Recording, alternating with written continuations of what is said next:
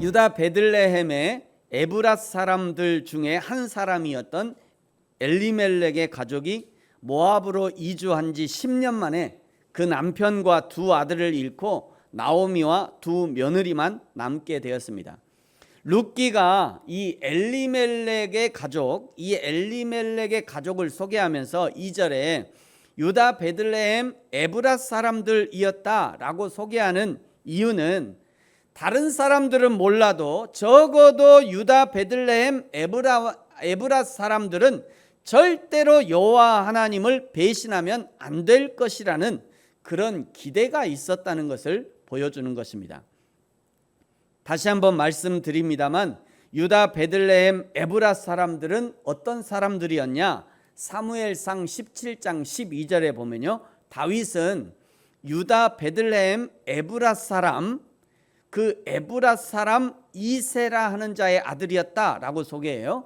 그러니까 유다 베들레헴 에브랏 사람들은 다윗의 아버지 이세가 속한 가문이었고 이스라엘의 위대한 왕 다윗이 태어날 가문이었다, 이런 의미를 가지고 있습니다. 이런 사람들이 이스라엘의 하나님 여호와를 버리고 모압의 신 그모스에게 간다는 것은 있을 수 없는 일이다. 그것은 상상할 수도 없는 일이라는 것을 2절에서 엘리멜렉을 소개하면서 보여주고 있는 거예요. 여러분, 저와 여러분도 하나님의 아들, 하나님 나라의 백성, 그리고 그리스도인이라는 이름표를 달고 있습니다. 우리는 다 그리스도인이라고 이름표를 달고 있어요. 제가 원래 오늘은 저 이름표를 하나씩 다 써가지고 오늘 교회 오시는 분한테 다 이렇게 걸어주고 싶었어요. 근데 토요일 날 미처 짬을 못 내가고 저 이름표를 못 샀어요. 아쉽게도 그런 이벤트 한 번씩 하면 좋은데, 여러분, 저와 여러분은요 모두 다 하나님의 아들, 하나님 나라의 백성, 그리스도인이라고 하는 이름표를 달고 살아요.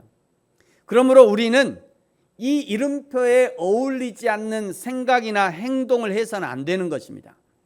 우리는 세상의 죄들이 어울리지 않는 사람들이에요. 우리는 세상 사람들처럼 놀 수 없고요, 세상 사람들처럼 행동할 수 없어요. 금요일 밤에 보통 불금이라 해가지고 나이트클럽에 많이 가잖아요, 젊은이들이. 우리는 그럴 수 없어요. 어떤 곳인가 한번 가볼 수는 있겠죠. 어떤 곳인가 한번 제가 보여드릴게요.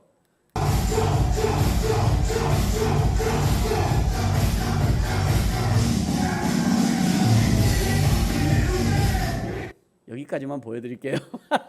여러분 막 뛸 것 같아서. 제가 지난 주 중에 막 이제 저 설교 준비하면서 저거를 몇 번 이렇게 보고 막 자르고 막 이렇게 했어요.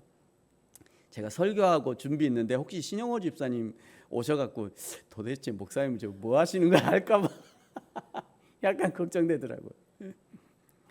여러분, 한 번쯤 저 불금에 도대체 저 청년들이 저기 가서 뭐 하나, 뭐 가볼 수는 있겠죠. 가서 볼 수는 있을 거라 생각해요. 가보면 이게 나랑 안 맞다, 정상적인 그리스도인이라면 이 문화는 나랑 안 맞다라고 금방 하게 될 겁니다. 그런데 한 번쯤 가봐서 확인을 할 수 있겠지만, 그런데 말이죠, 그러다가 그 문화에 빠질 수가 있어요. 여러분, 사단 마귀의 문화를 얕봐서는 안 됩니다. 사단 마귀의 문화의 힘이 얼마나 대단한지 조심해야 돼요. 이전에요, 저의 군대 선배가 있었어요. 같이 군종병을 했고요. 여러분, 누가 조연철이 어디 있는지 금방 생각나십니까? 금방 알 수 있겠죠? 제 군대 선배였고요. 저분들이 다 이게 군종병을 했던 분이에요. 저분들이 겨울에, 야밤에, 그 추운 겨울에 이렇게 막 차를 끓여가지고요, 막 생강차 이런 거 끓여갖고 막 초소에 막 돌리기도 하고 굉장히 열심히 있던 사람들이에요. 제대 후에는 이렇게 3명이 모여서 군 선교한다고, 문서 선교한다고 지금 회의하고 있어요. 그 중에 저 가운데 있는 저 형님, 저분이 이름이 최문식이에요. 최문식. 우리 소년한 형님은 제주도에서 목회하고요, 조현철님은 광주에서 목회하고 있고, 최문식이라는 형님인데 굉장히 똑똑했어요. 샤프했어요. 그리고 군대 제대하자마자 상고를 졸업하셨는데 제대하자마자 은행에 스카웃이 돼가지고 은행에 취직을 했습니다. 그리고 바로 결혼도 하시더라고요. 우리 중에 제일 먼저 결혼했어요. 그런데 얼마 지나지 않아서 사모님이 신천지에 빠진 거예요. 얼마 지나지 않아서 그러니까 신천지 초기였던 것 같아요. 제가 볼 때는 신천지에 빠졌는데 어느 날 이 형님이 우리한테 오더니 야, 안 되겠다. 도저히 설득이 안 된대 아내가. 그래서 야, 내가 좀 들어갔다가 와야겠다. 내가 거기 들어가서 내가 우리 사모 빼나와야겠다. 굉장히 똑똑했으니까요. 그때는. 아이고 형님 굳이 그렇게 근데 하여튼 조심하셔야 됩니다. 그렇게 얘기했는데 그 이후에 연락이 안 돼요. 아시는 분은 저에게 연락처 좀 알려주세요. 그 이후에 연락이 안 돼요. 여러분 이단 사이비는요 인간의 이성을 뛰어넘습니다. 그것을 우리는 미혹의 역사라고 하는 거예요. 미혹은요 사단 마귀의 역사예요. 그러니 인간의 지혜로는요 감당이 안 돼요. 인간의 지혜는 감당이 안 돼. 저 신천지 앞에 가보세요. 목사들 많습니다. 장로교 합동층에서 어느 목사님 오셨습니다. 이전에 총회당 하던 어느 목사님도 오셨습니다. 그러면 그냥 거기 신천지 있는 교인들이 이야 우리 신천지가 이렇게 대단하구나. 그러고 그냥 자기들끼리 그냥. 근데 대부분의 목사님들은요 화나갖고 내가 우리 성도를 빼가는 저 신천지를 내가 어떻게 해버려야겠다 생각하고 들어갑니다. 스스로 들어가요. 스스로 들어갔다가 푹 빠져갖고 못 나와요. 가장 좋은 것은요 가까이 하지 않는 거예요. 악은 어떤 모양이라도 버리라고 하잖아요. 너희 자신을 지켜 우상에게 물들지 않도록 그 우상을 멀리하라라고 말씀하시잖아요. 이단 사이비인 줄 알면 그냥 피하고 멀리 하셔야 돼요. 무슨 대단한 지혜와 지식을 얻겠다고 거기 기웃거리고 무슨 신비한 해석이 있다고 호기심을 가졌다가는 한순간에 훅 가는 수가 있어요. 가장 좋은 것은요 그냥 이단 사이비들을 멀리하는 것입니다. 저와 여러분은 하나님의 자녀들이에요. 천국 시민권을 가지고 있는 사람들이죠. 예수님 믿고 하나님을 알아가고 성실하게 교회를 섬기고 때를 따라 예배하고 겸손하게 하나님의 나라를 구하고 하나 깨달으면 그 하나 실천하려고 노력하고 그렇게 살아가면 되는 거예요. 요한계시록을 그냥 통째로 통달해서 어디 쓰시려고요? 다른 구약의 절기는 아주 지키지도 않으면서 유월절 지켜서 뭐 하시려고요? 뭐 하시려고 그거? 말도 안 되는 이상한 주장을 마치 그것이 진리인 양 붙들고 자기 교주가 그냥 하나님이라고 주장하는데도 여기 이만희 있잖아요. 여기 이만희 여기다 왜 그려놓은 줄 아세요? 이 사람이 이 사람이다 이렇게 가르쳐 주려고 이만희 그려놓은 거예요. 어느 순간에 그냥 사람들은 이거 잘 신경 안 써요. 그냥 그러고 있다가 어느 순간에 아 이만희가 하나님이구나 이렇게 지나가는 거예요. 하나님에 가면 또 이럽니다. 이거 보세요. 아버지 하나님과 있고 아버지 하나님과 아들 딸들이 있는데 어머니 하나님은 없니?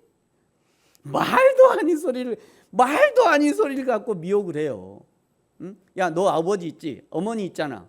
아들도 있네. 우리 어머니 하나님 아버지는 있는데 그 하나님 어머니는 어디 있어? 바로 이분이 하나님 어머니야. 장길자 짠.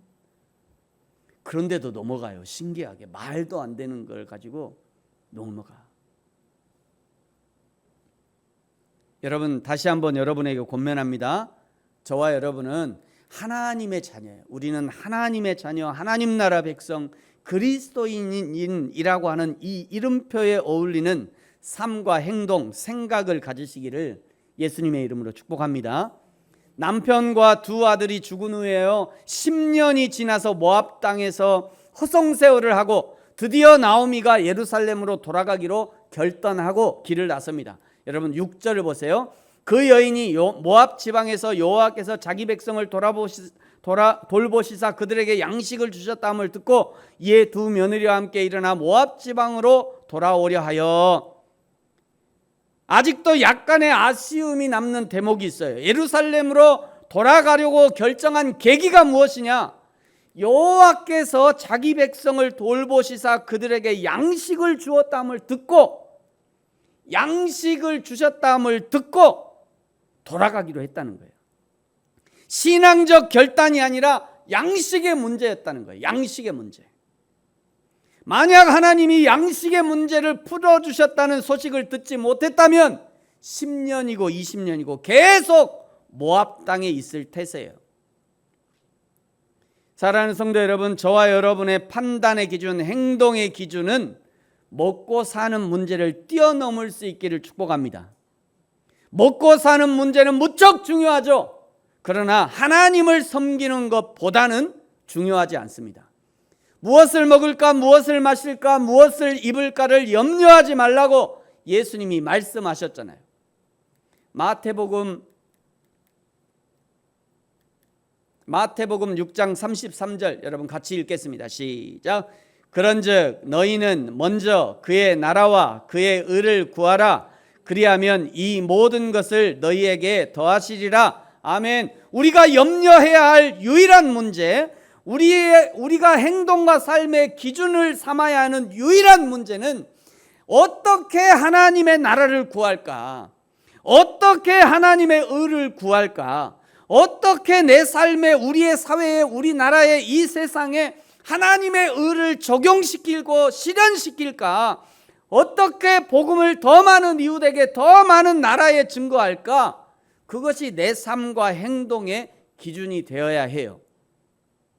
우리가 하나님의 나라와 하나님의 의, 하나님의 복음을 위해서 염려하면, 그리하면 그 다음에 이 모든 것을 너희에게 더해 주신대요.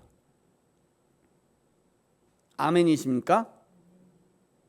저는 진짜 그러는 것으로 믿어집니다. 저는 진짜 믿어져요. 저는 우리 하나님이 진짜 이러신다는 것을 믿어져요. 내 삶으로 나는 믿어져요. 그냥 진짜 믿어져요.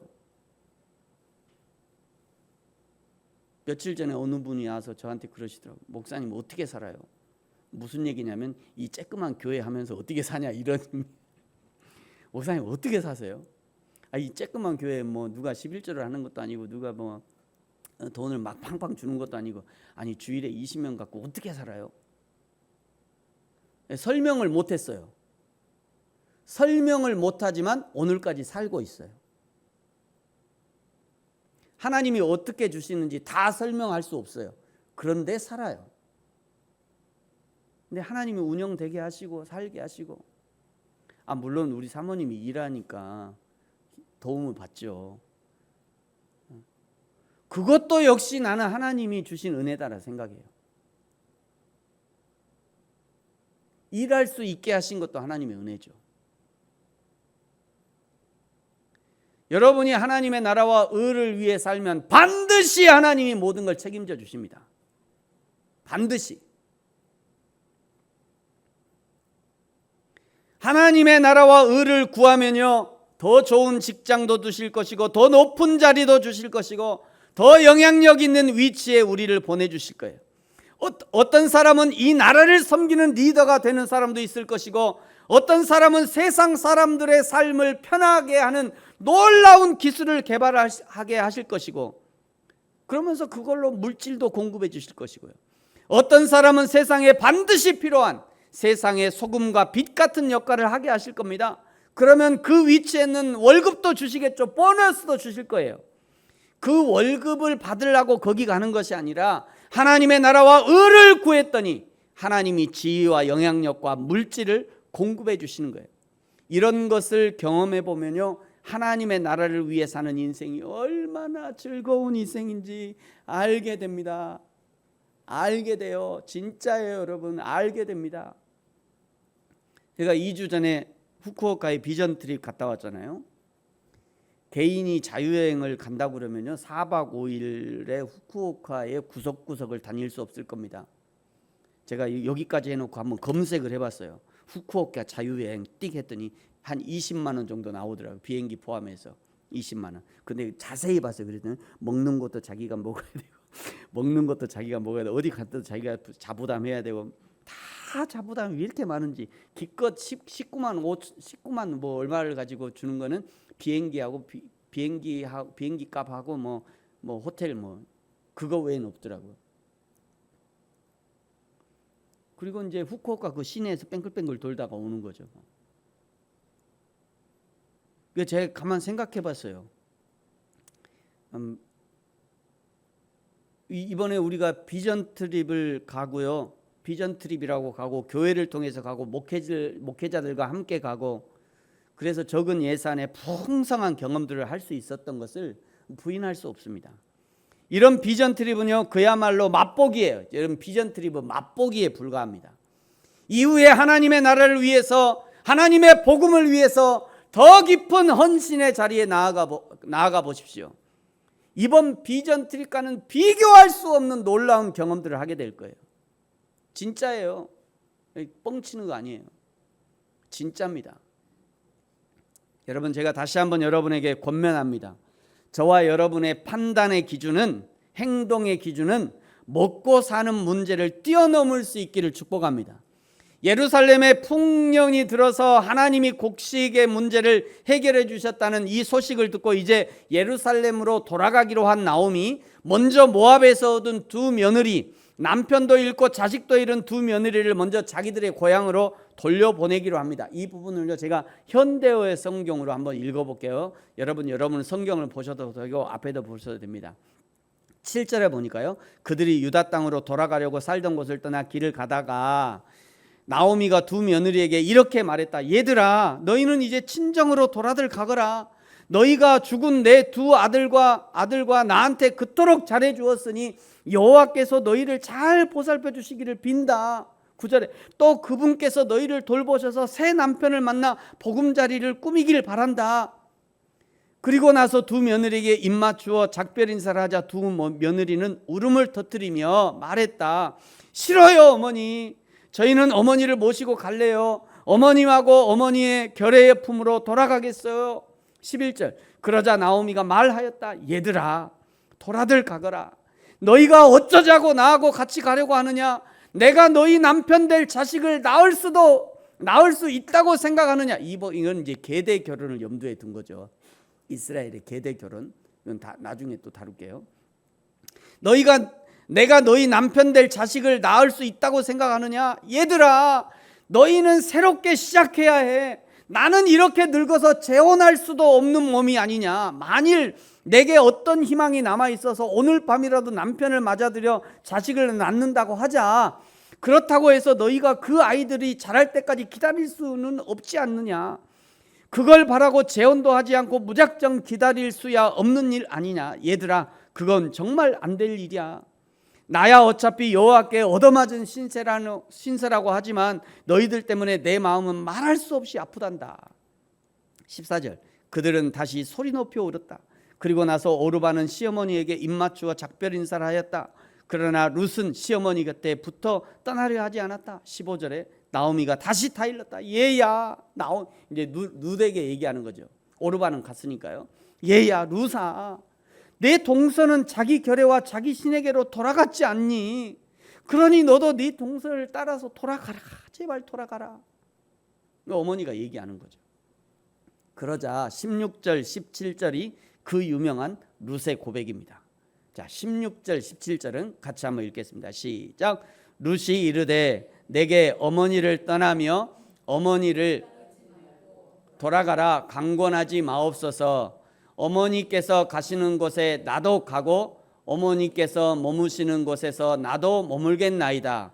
어머니의 백성이 나의 백성이 되고 어머니의 하나님이 나의 하나님이 되시리니 어머니께서 죽으시는 곳에서 나도 죽어 거기 묻힐 것이라. 만일 내가 죽는 일 외에 어머니를 떠나면 여호와께서 내게 벌을 내리시고 더 내리시기를 원하나이다 하는지라. 아멘. 열려놨죠. 제가 이제 우리 딸이 곧 시집갈 준비하고 있기 때문에 이 부분이 별나게 더 막 와닿더라고요. 만약에 우리 딸이 만약 이런 상황이면 야 정신 차려. 아니 진짜 그랬을 것 같아요. 만약에 우리 딸이 그렇다면 야 너 정신 차려라. 너 아직 앞이 창창하다. 차마 제가 근데 원고에는 못 썼어요. 너무 적나라하게 내 속이 드러나는 것 같아서. 며느리가 그러면 감사하지. 세상에 며느리가 그러면 감사하지만 내 딸이 그러다면 야 정신 차리라고 그럴 것 같아요. 그게 인간의 어떤 욕심이죠. 그게 인간이죠. 그런데 여러분, 이 룻의 고백이 정말 어머니 듣기 좋으라고 한 소리가 아니라 룻의 신앙 고백이었다는 것을 18절에 알려줍니다. 여러분, 우리 18절은 같이 한번 읽겠습니다. 시작. 나오미가 룻이 자기와 함께 가기로 굳게 결심함을 보고 그에게 말하기를 그치니라. 아멘. 여러분, 우리의 신앙생활도요, 굳은 결심이 필요합니다. 굳은 결심이 필요해요. 오른쪽 왼쪽 따져가면서 이 사람 저 사람 살펴가면서 이 교회 저 교회 비교해 가면서 신앙생활하기는 결코 쉽지 않습니다. 이단적 상황을 설파하는 목회자나 그런 교회가 아니라면 하나님이 만나게 하셨고 하나님이 보내셨음을 믿고 인정한다면 그 다음에는 굳은 결심이 필요해요.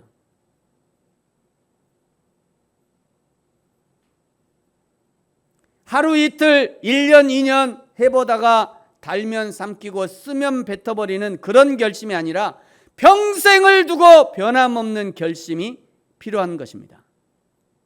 룻이 굳은 결심을 듣고 시어머니 나오미가 모압의 딸 룻을 데리고 예루살렘으로 귀환합니다. 다음 19절인데요. 제가 19절 읽고 나서 여러분에게 문제를 하나 낼게요. 잘 읽어보세요. 19절. 문제를 읽고 나면 선물을 자, 19절 같이 한번 읽겠습니다. 시작. 이에 그 두 사람이 베들레헴까지 갔더라. 베들레헴에 이를 때에 온 성읍이 그들로 말미암아 떠들며 이르기를 이가 나오미냐 하는지라. 아멘. 여러분, 여기 떠들며라고 하는 이 단어, 과연 이 사람들이 뭘 하고 떠들었을까요? 첫 번째, 야 나오미야, 나 너무 보고 싶었어. 야 그동안 고생했다. 어서 와라, 어서 와. 야 나오미가 왔어요. 여러분, 나오미가 왔어요. 우리 나오미 박수 쳐줍시다. 그런 떠들며일까? 아니면 다른 떠들미까? 자, 맞춰보세요. 1번 나오미를 환영하는 떠듭니다. 어미 여러분 다 맞추면 어떡해요? 2번 나오미를 비난하는 떠듭니다. 네, 손 내리시고. 다들 맞추신 것 같으니까 이따 다들 선물 하나씩. 여기 떠들다라고 하는 단어가요, 이 히브리어로 해움이라는 단어거든요. 해움 또는 윰이라고도 읽어요. 이 단어는 험한 말로 비난하고 떠들고 돌을 들어 던지면서 욕을 하는 것 같은 그런 의미를 담고 있어요. 야 오마야, 저 땡땡이가 나갈 때는 언제고 이제 와서 여기가 어디라고 돌아온다냐? 응? 너 부끄럽지도 않냐? 그러고 며느리, 저 이방 여인 며느리를 데리고 와. 네가 여기가 어디라고 와? 야야 다들 돌들 하나 들고 오시고 내가 돌 던집시다. 이러면서 떠들었던 거예요, 이스라엘 사람들이. 그래서 나오미가 말하는 겁니다. 여러분 20절을 보세요. 나오미가 말하는 거예요. 나오미가 그들에게 이르되 나를 나오미라 부르지 말고 나를 마라라 부르라. 이는 전능자가 나를 심히 괴롭게 하였습니다. 여기 나오미라고 하는 말은요, 희락, 기쁨이라는 단어예요. 나를 더 이상 나오미라 부르지 말고 이제는 마라라 부르라. 마라, 쓰다, 이런 의미입니다. 그러니까 그렇게 얘기하니까 이렇게 말을 할 수밖에 없는 거죠. 이방의 땅 모압에서 허송세월을 한 인생도 쓴 인생이었지만 여호와 하나님을 향해서도 내가 하나님을 쓰게 했다는 자기 고백이고 회개의 고백인 거예요. 사랑하는 성도 여러분, 저와 여러분의 이름은 무엇입니까? 여호와 하나님 앞에 영광을 돌려드리는 이름입니까? 아니면 하나님을 쓰게 하는, 하나님 앞에 근심과 걱정거리가 되는 그런 이름입니까? 저와 여러분의 이름이 하나님 앞에 영광을 올려드리는, 하나님의 기쁨이 되는 그런 이름이기를 축복합니다. 나오미와 룻이 예루살렘으로 돌아오는 그 딱 그때에 맞춰서 보리추수를 시작할 때였다라고 22절이 말씀합니다. 오늘 이제 제목이 여기서 나오는 건데요. 자, 22절 같이 한번 읽겠습니다. 시작. 나오미가 모압 지방에서 그의 며느리 모압 여인 룻과 함께 돌아왔는데 그들이 보리추수 시작할 때 베들레헴에 이르렀더라. 아멘. 보리추수는요, 풍요와 축복의 시작을 상징하는 것입니다. 나오미가 예루살렘으로 돌아가려고 마음을 먹었을 때 이미 그때부터 하나님이 추수를 준비하셨던 거예요. 그리고 예루살렘 땅에 들어섰을 때 추수하게 하신 겁니다. 아브라함이요, 그 아들 이삭을 번제로 드리라는 하나님의 말씀을 듣고 저녁에 들었거든요. 그 얘기를 저녁에 잠잘 때 하나님이 들었어요. 잠잘 때 들었는데 새벽 일찍 일어납니다. 새벽 일찍 일어나서 그 아들을 챙겨갖고 저 짐까지 지워갖고 세상에 3일 길을 걸어가지고 모리아산에 도착해요. 그리고 그 아들 이삭을 잡으려고 하는 그 순간 아브라함아 아브라함아 하면서 그 천사가 아브라함의 손을 붙잡아요. 만약에 조금만 늦었어도 그냥 이삭은 가는 거예요. 이 그림을 실제로 보고 온 선배가 가서 보고 왔는데 그 그림이 섬뜩하대요. 왜 섬뜩하냐? 진짜 죽이려고 하니까 살인 현장을 그림을 그려놓은 거예요. 그 선배가 그러더라고요. 야, 저 사진 보고 난 섬뜩했다. 요 이삭의 저 표정을 한번 봐보세요. 아브라함은 진짜 죽이려고 이렇게 한 거예요. 내가 이렇게 죽이려고 하면 하나님이 붙잡으시겠지. 그러면 나는 어쩔 수 없이 아이고 하나님이 붙잡으셨네. 그러고 간 게 아니라, 그러고 간 게 아니라 그 날카로운 칼로요 진짜 아들의 목을 따려고 내리친 거예요. 천사가 조금만 늦었어도 이삭은 죽은 목숨이죠. 그리고 거기서 하나님이 나뭇가지에 메어두신 나뭇가지에 탁 걸려갖고 옴짝달싹 못하는 그 순양을 보게 한 겁니다. 하나님은 이미 하나님의 말씀을 듣고 그 아들 이삭과 출발하는 그 시점에 이미 3일 전에 이미 순양을 거기 숯불에 걸려서 옴짝달싹하지 못하도록 이미 준비해 두신 거예요. 하나님의 뜻에 순종하기로 결단한 나오미에게 보리추수라고 하는 축복으로 하나님이 격려하고 있는 것입니다. 여러분, 우리도 인생 가운데 이런 보리추수할 때 같은 그런 은혜가 필요합니다. 보리추수 같은 은혜가 필요해요. 급하게 택시 잡으려고 막 나갔더니 세상에 딱 도착하자마자 바로 앞에 손님이 내려갖고 내가 택시 타고 간다든지 그런 일들 많잖아요. 급해서 그냥 시간 없어서 막 뛰어가도 버스 장소에 딱 갔더니 차가 딱 와가지고 타고 가고, 예? 직장 취직하려고 할 때 그냥 적당한 시기에 취직이 돼서 그냥 취직하고요. 이직하고 싶을 때, 요즘 이직도 많이 하잖아요. 이직하고 싶을 때 딱 좋은 곳에서 그냥 스카우트 오기도 하고, 결혼을 고민하고 있을 때 딱 좋은 짝을 만나서요 이 결혼을 하기도 하고요. 시집 장가를 가고, 적당한 시기에 아이를 낳아서 양육하기도 하고, 인생을 살다가 뭐 대출이 필요할 때 딱 대출이 되는 그런 조건이 되기도 하고요. 좋은 아이디어를 주셔서 물건을 딱 만들어 놨더니 그냥 대박이 나는 그런 일도 있고.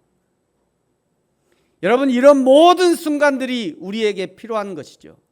이런 것을 하나님을 모르는 사람들은요 뭐라고 표현하면, 야, 아다리가 딱 맞았다. 야, 아다리가 딱 맞았어.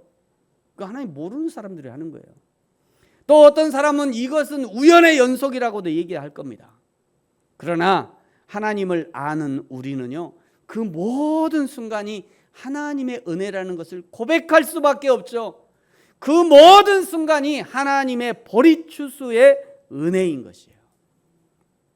나오미에게 보리추수할 때의 은혜는 언제 확인되었냐? 이것이 중요합니다.